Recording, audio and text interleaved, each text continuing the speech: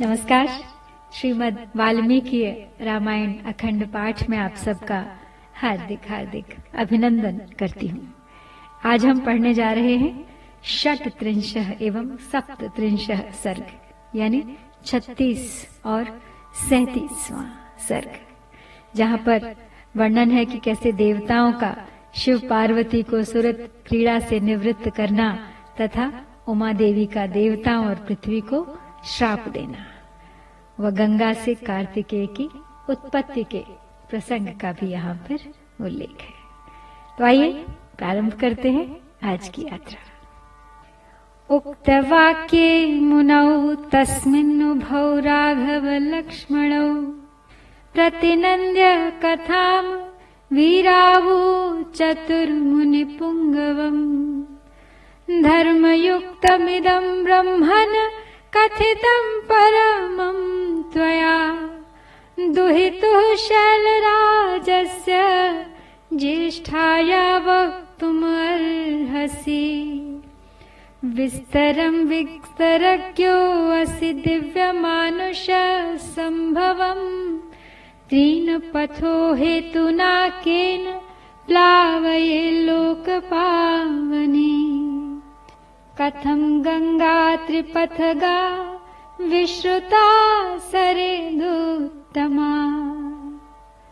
विश्वामित्र की बात समाप्त होने पर श्री राम और लक्ष्मण दोनों वीरों ने उनकी कही हुई कथा का अभिनंदन करके मुनिवर विश्वामित्र से इस प्रकार कहा, हे ब्रह्मन, आपने यह बड़ी उत्तम धर्मयुक्त कथा सुनाई है। अब आप गिरिराज हिमवान की ज्येष्ठ पुत्री गंगा के दिव्य लोक तथा मनुष्य लोक से संबंध होने का वृत्तांत विस्तार के साथ सुनाइए, क्योंकि आप विस्तृत वृत्तांत के ज्ञाता हैं। लोक को पवित्र करने वाली गंगा किस कारण से 3 मार्गों में प्रवाहित होती हैं? सरिताओं में श्रेष्ठ गंगा की त्रिपथगा नाम से प्रसिद्धि क्यों हुई? त्रिषु लोकेषु धर्मज्ञ कर्मभिः कैः समन्विता तथा ब्रुवति काकुत्स्थे विश्वामित्रस्तपोधनः निखिलेन कथां सर्वां ऋषिमध्ये न्यवेदय पुरा रामकृतोद्वाहः शितिकण्ठो महातपाः दृष्ट्वा च भगवान् देवीं मैथुनायोपचक्रमे तस्य संक्रीडमानस्य महादेवस्य धीमतः शितिकण्ठस्य देवस्य दिव्यं वर्षशतं गतम् न चापि तनयो राम तस्यामासीत् परन्तप सर्वे देवाः समुद्युक्ताः पितामह पुरोगमाः। हे धर्मज्ञ महर्षि, तीनों लोकों में वे अपनी 3 धाराओं के द्वारा कौन कौन से कार्य करती हैं? तो श्री रामचंद्र जी के इस प्रकार पूछने पर तपोधन विश्वामित्र ने मुनि मंडली के बीच गंगा जी से संबंध रखने वाली सारी बातें पूर्ण रूप से कह सुनाई। बोले, हे श्री राम, पूर्व काल में महातपस्वी भगवान नीलकंठ ने उमा देवी के साथ विवाह करके उनको नव वधू के रूप में अपने निकट आई देख उनके साथ रति क्रीड़ा आरंभ की। परम बुद्धिमान महान देवता भगवान नीलकंठ के उमा देवी के साथ क्रीड़ा विहार करते 100 दिव्य वर्ष बीत गए। तो हे शत्रुओं को संताप देने वाले श्री राम, इतने वर्षों तक विहार के बाद भी महादेव जी के उमा देवी के गर्भ से कोई पुत्र नहीं हुआ। यह देख ब्रह्मा आदि सभी देवता उन्हें रोकने का उद्योग करने लगे। यदि होत्पद्यते भूतम कस्तत्प्रति सहिष्यति अभिगम्य सुराः सर्वे प्रणिपत्येदमब्रुवन् देव देव महादेव लोकस्यास्य हिते रत सुराणां प्रणिपातेन प्रसादं कर्तुमर्हसि न लोका धारयिष्यन्ति तव तेजः सुरोत्तम। ब्राह्मेण तपसा युक्तो देव्या सह तपश्चर। त्रैलोक्यहितकामार्थं तेजस्तेजसि धारय। रक्ष सर्वानिमान् लोकान् नालोकम कर्तुमर्हसि। तब उन्होंने सोचा कि इतने दीर्घ काल के पश्चात यदि रुद्र के तेज से उमा देवी के गर्भ से कोई महान प्राणी प्रकट हो भी जाए तो कौन उसके तेज को सहन करेगा। यह विचार कर सब देवता भगवान शिव के पास जा उन्हें प्रणाम करके यूं बोले, इस लोक के हित में तत्पर रहने वाले हे देव देव महादेव, देवता आप सबके चरणों में मस्तक झुकाते हैं। इससे प्रसन्न होकर आप इन देवताओं पर कृपा करें। सुरश्रेष्ठ, ये लोक आपके तेज को नहीं धारण कर सकेंगे, अतः आप क्रीड़ा से निवृत्त हो वेद बोधित तपस्या से युक्त होकर उमा देवी के साथ तप कीजिए। तीनों लोकों के हित की कामना से अपने तेज को तेज स्वरूप अपने आप में ही धारण कीजिए। इन सब लोकों की रक्षा कीजिए हे महादेव, लोकों का विनाश न कर डालिए। देवतानां वचः श्रुत्वा सर्वलोक महेश्वरः बाढ़मित्यब्रवीत् सर्वान् पुनश्चेदमुवाचः। ययिष्याम्यहं तेजस्तेजसैव सहो मया त्रिदशाः पृथिवी चैव निर्वाणम् अधिगच्छतु। यदिदं क्षुभितं स्थानान् मम तेजो ह्यनुत्तमम् धारयिष्यति कस्तन्मे ब्रुवन्तु सुरसत्तमाः। एवमुक्तास्ततो देवाः प्रत्युचुर्वृषभध्वजम् यत्तेजः क्षुभितं ह्यद्य तद्धरा धारयिष्यति। तो देवताओं की यह बात सुनकर सर्वलोक महेश्वर शिव ने बहुत अच्छा कहकर उनका अनुरोध स्वीकार कर लिया। फिर उनसे इस प्रकार कहा कि हे देवताओं, उमा सहित मैं अर्थात हम दोनों अपने तेज से ही तेज को धारण कर लेंगे। पृथ्वी आदि सभी लोकों के निवासी शांति लाभ करेंगे। किंतु हे सुरश्रेष्ठ गण, यदि मेरा यह सर्वोत्तम तेज क्षुब्ध होकर अपने स्थान से स्खलित हो जाए तो उसे कौन धारण करेगा, यह मुझे बताओ। तो उनके ऐसा कहने पर देवताओं ने वृषभध्वज भगवान शिव से कहा, हे भगवान, आज आपका जो तेज क्षुब्ध होकर गिरेगा उसे यह पृथ्वी देवी धारण करेगी। एवमुक्तः सुरपतिः प्रमुमोच महाबलः तेजसा पृथिवीयेन व्याप्ता सा गिरिकानना। ततो देवाः पुनरिदमुचुश्चापि हुताशनम् आविशत्वं महातेजो रौद्रम वायु समन्वितः। तदग्निना पुनर्व्याप्तम् संजातम् श्वेत पर्वतम् दिव्यम् शर्वणम् चैव पावकादित्य सन्निभम्।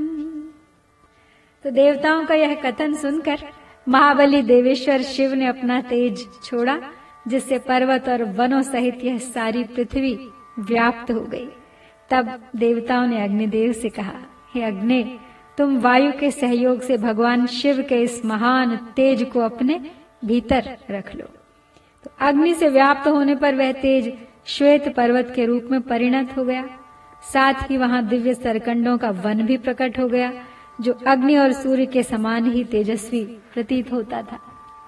यत्र जातो महातेजाः कार्तिकेयो अग्निसंभवः अथो माम च शिवम चैव देवाः सर्षिगणास्तथा। पूजयामासुरत्यर्थं सुप्रीतमनसस्तदा अथ शैलसुता राम त्रिदशानिदमब्रवीत्। समन्युर्शपथ सर्वान् क्रोध संरक्त लोचना यस्मन्निवारिता चाहम संगता पुत्र काम्यया अपत्यम स्वेषु दारेषु नोत्पादयितुम् अर्हथ अद्य प्रभृति युष्माकम प्रजाः सन्तुः पत्नयः। तो उसी वन में अग्नि जनित महातेजस्वी कार्तिकेय का प्रादुर्भाव हुआ। तदनंतर ऋषियों सहित देवताओं ने अत्यंत प्रसन्न चित्त होकर देवी उमा और भगवान शिव का बड़े भक्तिभाव से पूजन किया। तो श्री राम इसके बाद गिरिराज नंदिनी उमा के नेत्र क्रोध से लाल हो गए। उन्होंने समस्त देवताओं को रोष पूर्वक श्राप दे दिया। वे बोली, हे देवताओं, मैंने पुत्र प्राप्ति की इच्छा से पति के साथ समागम किया था, परंतु तुमने मुझे रोक दिया। अतः अब तुम लोग भी अपनी पत्नियों से संतान उत्पन्न करने योग्य नहीं रह जाओगे। आज से तुम्हारी पत्नियां संतानोत्पादन नहीं कर सकेंगी, संतानहीन हो जाएंगी। एवं मुक्त्वा सुरान् सर्वान् शशाप पृथिवीमपि अवनेनैकरूपा त्वं बहुभार्या भविष्यसि न च पुत्र कृतां प्रीतिं मत्क्रोध कलुषीकृता प्राप्स्यसि त्वं सुदुर्मेधो मम पुत्रम् अनिच्छति। तान् सर्वान् पीडितान् दृष्ट्वा सुरान् सुरपतेस्तदा गमनायोपचक्राम दिशं वरुणपालिताम् स गत्वा तप आतिष्ठत पार्श्वे तस्योत्तरे गिरेः हिमवत्प्रभवे शृङ्गे सह देव्या महेश्वरः एष ते विस्तरो रामशैलपुत्र्या निवेदितः गंगायाः प्रभवं चैव शृणु मे सह लक्ष्मण।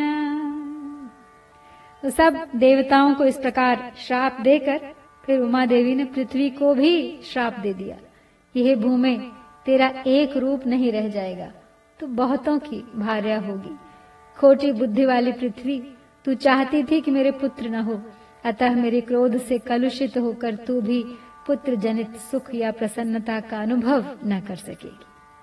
तो उन सब देवताओं को उमा देवी के श्राप से पीड़ित देख देवेश्वर भगवान शिव ने उस समय पश्चिम दिशा की ओर प्रस्थान कर दिया। वहां से जाकर हिमालय पर्वत के उत्तर भाग में उसी के एक शिखर पर उमा देवी के साथ भगवान महेश्वर तप करने लगे। तो लक्ष्मण सहित, हे श्री राम, यह मैंने तुम्हें गिरिराज हिमवान की छोटी पुत्री उमा देवी का विस्तृत वृत्तांत बताया। अब तुम मुझसे गंगा के प्रादुर्भाव की कथा सुनो। तो यहाँ पे हमने षट्त्रिंशः यानी 36वां सर्ग समाप्त किया है और आगे बढ़ते हैं अब 37वें सर्ग की ओर।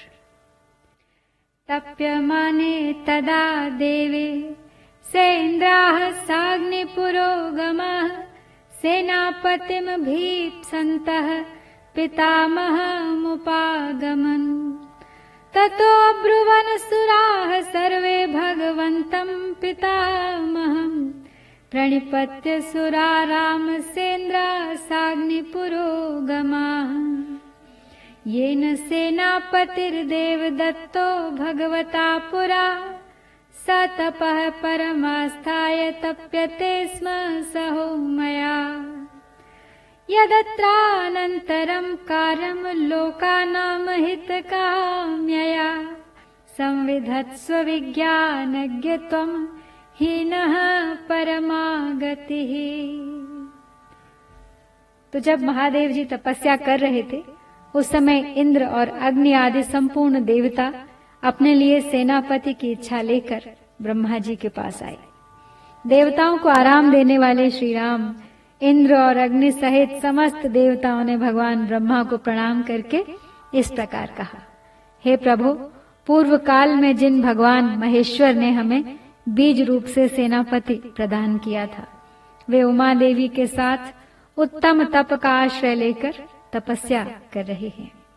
विधि विधान के ज्ञाता पितामह अब लोकहित के लिए जो कर्तव्य प्राप्त हो उसको पूर्ण कीजिए। क्योंकि आप ही हमारे परम आश्रय हैं। देवतानां वचः श्रुत्वा सर्वलोक पितामहः सान्त्वयन् मधुरैर्वाक्यैस्त्रिदशानिदम् अब्रवीत्। शैलपुत्र्याय दुक्तं तन्न प्रजाः स्वासु पत्नीषु तस्या वचनं क्लिष्टं सत्यमेव न संशयः। इयमाकाशगङ्गा च यस्यां पुत्रं हुताशुनः जनयिष्यति देवानां सेनापतिमरिन्दमम्। ज्येष्ठा शैलेन्द्रदुहिता मानयिष्यति तं सुतम् उमायास्तद्बहुमतम् भविष्यति न संशयः। तो देवताओं की यह बात सुनकर संपूर्ण लोकों के पितामह ब्रह्मा जी ने मधुर वचनों द्वारा उन्हें सांत्वना देते हुए कहा, देवताओं, गिरिराज कुमारी पार्वती ने जो शाप दिया है उसके अनुसार तुम्हें अपनी पत्नियों के गर्भ से अब कोई संतान नहीं होगी। उमा देवी की वाणी अमोघ है, अतः वह सत्य होकर ही रहेगी, इसमें संशय नहीं है। ये हैं उमा की बड़ी बहन आकाश गंगा, जिनके गर्भ में शंकर जी के उस तेज को स्थापित करके अग्निदेव एक ऐसे पुत्र को जन्म देंगे जो देवताओं के शत्रुओं का दमन करने में एक समर्थ सेनापति होंगे।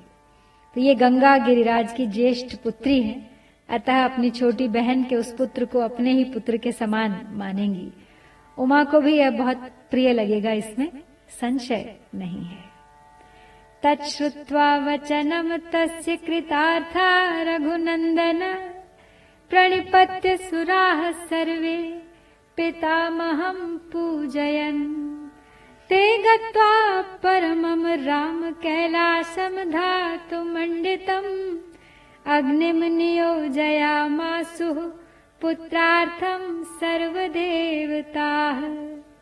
देवकारमिदं देव समाधत्स्व हुताशन शैलपुत्र्यां महातेजो गंगायाम तेज उत्सृज।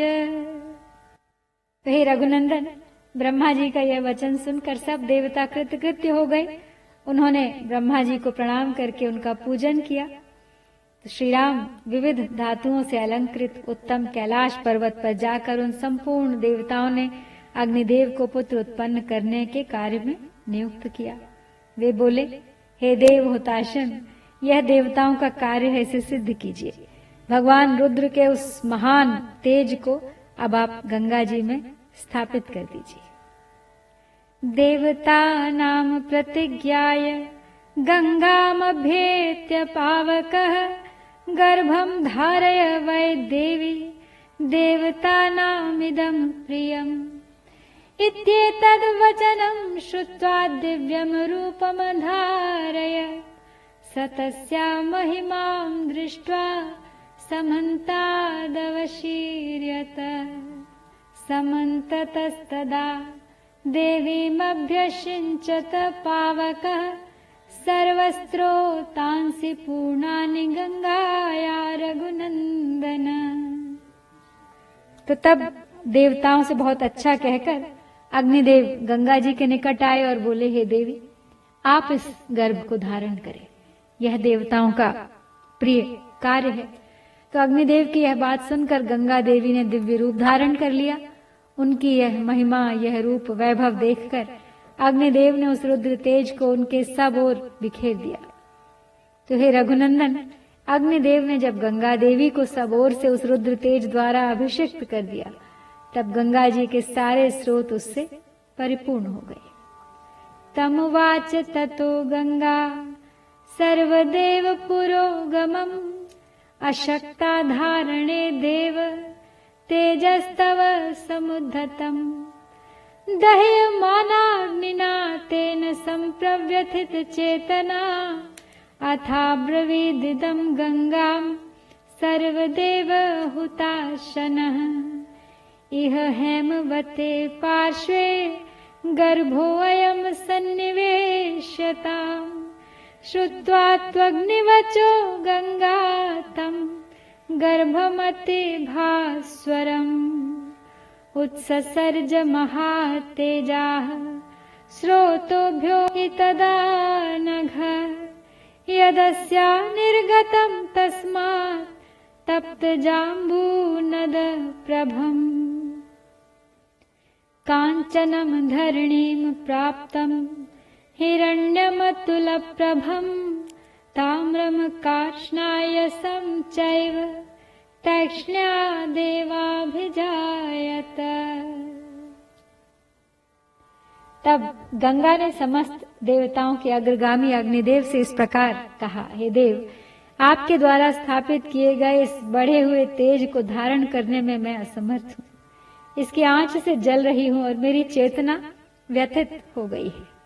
तब संपूर्ण देवताओं के हविष्य को भोग लगाने वाले अग्निदेव ने गंगा देवी से कहा, हे देवी, हिमालय पर्वत के पार्श्व भाग में इस गर्भ को स्थापित कर दीजिए। ये निष्पाप रघुनंदन, अग्नि की यह बात सुनकर महातेजस्विनी गंगा ने उस अत्यंत प्रकाशमान गर्भ को अपने स्रोतों से निकालकर यथोचित स्थान में रख दिया।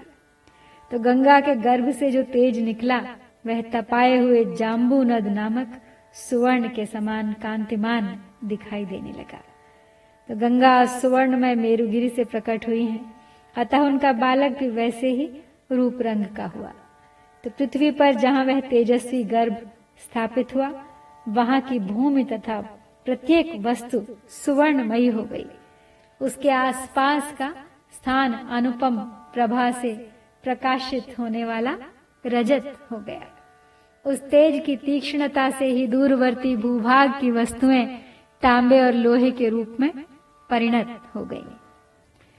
मलम तस्याभवत् तत्र त्रपुसी सकमेव च तदेतद्धरणीं प्राप्य नानाधातुर्वर्धत निक्षिप्त मात्रे गर्भे तु तेजोभिरभिरञ्जितम् सर्वं पर्वत सन्नद्धं सौवर्णं भवद्वनम् जातरूपमिति ख्यातं तदा प्रभृति राघव सुवर्णपुरुष व्याघ्र हुताशन समप्रभम् तृणवृक्षलता गुल्मम् सर्वं भवति काञ्चनम् तं कुमारं ततो जातं सेन्द्राः सह मरुद्गणाः क्षीरसंभावनार्थाय कृत्तिकाः समयोजयन्। तो इस प्रकार पृथ्वी पर पड़कर वह तेज नाना प्रकार के धातुओं के रूप में वृद्धि को प्राप्त हुआ। पृथ्वी पर उस गर्भ के रखे जाते ही उसके तेज से व्याप्त होकर पूर्वोक्त श्वेत पर्वत और उससे संबंध रखने वाला सारा वन सुवर्णमय होकर जगमगाने लगा।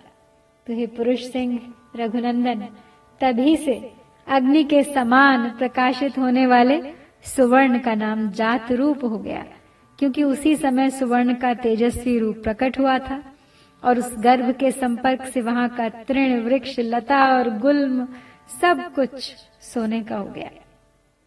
तदनंतर इंद्र और मरुदगणों सहित संपूर्ण देवताओं ने वहां उत्पन्न हुए कुमार को दूध पिलाने के लिए 6 कृत्तिकाओं को नियुक्त कर दिया।